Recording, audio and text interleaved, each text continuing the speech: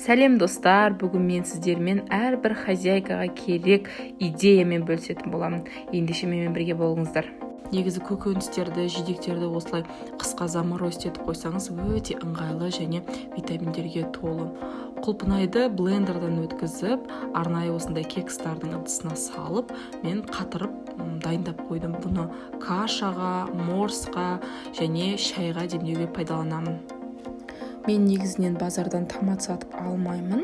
Осылай помидор, болгарский, чеснок, көкшөп бәрін салып, осылай дайындап қоямын да, кейін керек кезінде холодильникте ерітіп, тамаққа салып пайдалана беремін.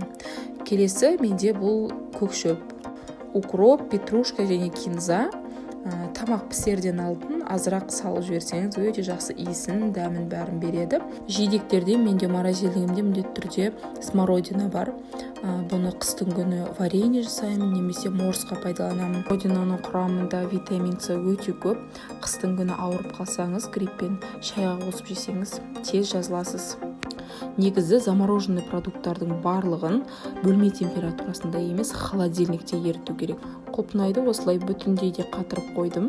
Мен негізінен банка жақпаймын, осылай дайын қылып қоямын да, бір күн алдын холодильниктен шығарып, ертеңсіне ерігеннен кейін варенье жасап, қантын қосып, осылай аз-аздан варенье дайындап отырамын. Және де мен малина міндетті түрде жыл сайын 2-3 ящик қатырамын, себебі дәмін өте жақсы көремін. Кашаға, күнделікті варенье жасап, морсқа барлығына пайдаланамын. Жидектерден бөлек менің мұздатқышымда көкөністерде бар. Цветная капуста. Мен оны көбінше картошкамен бірге қуыруға, және цветная капуста в кляре, және де овощной рагу жасаған кезде пайдаланамын. Көкөністерде менде тағы да болгарский. Болгарскийді әртүрлі формада тураймын. Бұл біріншісі. Бұны көбінше лагманға немесе мампарға пайдаланамын. Екінші түрі мен болгарскийді осылай ішіндегі дәндерін алып тастап бүтіндей қатырамын. Бұны негізінен голубцы жасау үшін пайдаланамын. Қыстың күні салмасын дайындап аламын да, осылай қатып тұрған күйінде ішіне салып сорпаға саламын. Өте ыңғайлы. Қыстың күні біз сөйтіп жаздағыдай голубцы жеп отырамыз. Болгарскийді күнделікті тағамға қосу үшін және осылай майда төртбұрышты қылып турап қоямын. Келесі мен осылай аджиканы майда-майда банкілерге салып қатырып қойғанмын.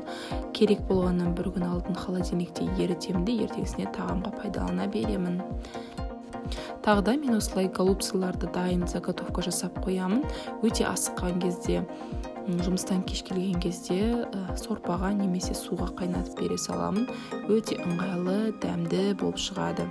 Осы жерде айта кететін жайт, бұны ерітпейміз, осылай қатып тұрған күйінде қайнап тұрған сорпаға саламыз. Сол кезде әдемі болып шығады. Және де мен осылай самсаларды дайын қылып қатырып қоямын. Самсаларды қатыру үшін арнайы осындай пергамент қағазын пайдаланамын. Егер бұны пайдаланбасаңыз, жабысып ертеңісіне алынбай қалады. Алдын ала жеке-жеке қойып қатырып, кейіннен орынды көп алмас үшін мұздатқышта осылай пакетке салып қоямын.